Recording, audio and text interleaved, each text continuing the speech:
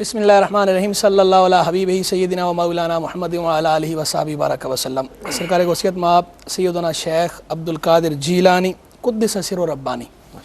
حضور سید الاولیاء نے جو اپنے خطابات کا مواعظ کا آغاز فرمایا ہے، یہ بڑا اہم سوال ہے اور میں اس طرف توجہ دلانا ضروری سمجھتا ہوں لوگوں کی کہ جیسے آج کل تو لوگوں کو بہت زیادہ شوق ہے واعظ کرنے کا، واعظ سننے کا شوق کم ہے، واعظ کرنے کا شوق زیادہ ہے۔ اور میں اکثر کہا کرتا ہوں، ایک پرانے ایک عالم تھے جو بعد میں کثرت کلام کی وجہ سے متہم ہوئے علماء کے نزدیک۔ علماء ان کے لیے کہتے تھے کہ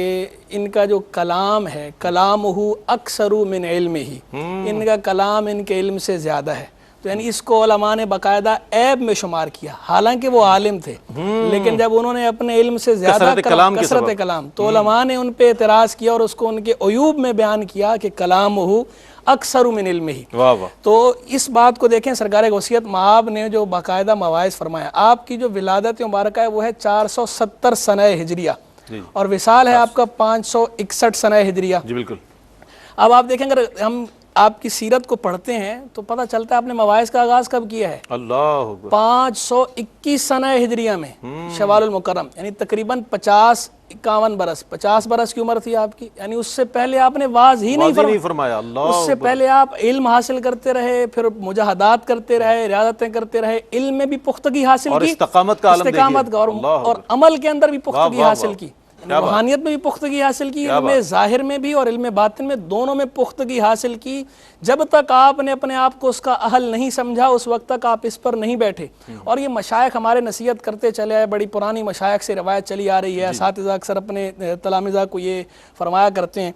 کہ لا تتکلم قبل ان تتعلم، کہ سیکھنے سے پہلے نہ بولنا، جب تک پورا سیکھ نہ لو اس وقت تک کلام کا آغاز نہ کرنا۔ ایک ایک جملے میں ہمارے لیے میسج موجود ہے۔ اللہ تو اب سرکار غوثیت کی زندگی بالکل اس کے مطابق، مشائخ کی نصیحت کے مطابق، کہ جب تک آپ نے باقاعدہ اس کے اندر مہارت نہیں حاصل کی علم ظاہر میں اور علم باطن دونوں میں، اس وقت تک آپ اس پہ بیٹھے ہی نہیں۔ اور اگر آپ سرکار غوثیت کے مواعظ کو دیکھیں، الفتح الربانی والفیض الرحمانی، اسی طرح جو ہے جلاء الخاطر، دونوں کے اندر آپ کو کئی مقامات ایسے ملیں گے کہ آپ اپنے مواعظ کے اندر باقاعدہ آپ نے ایسے خطباء اور واعظین کو آڑے ہاتھوں لیا ہے، بہت ان کو جو ہے آپ نے زجر اور توبیخ فرمائی ہے کہ جو مطلوبہ اہلیت حاصل کرنے سے پہلے جو ہے واعظ کرنا شروع کر دیتے ہیں۔ آپ ان کو ڈانٹتے ہوئے کہتے ہیں کہ تم اتر آؤ مسند سے، انزلو، تم اپنی مسند سے اترو، مسند واعظ سے، تم ممبر سے اتر آؤ، تم اس کے اہل نہیں ہو، پہلے جو ہے وہ علم میں کمال حاصل کرو،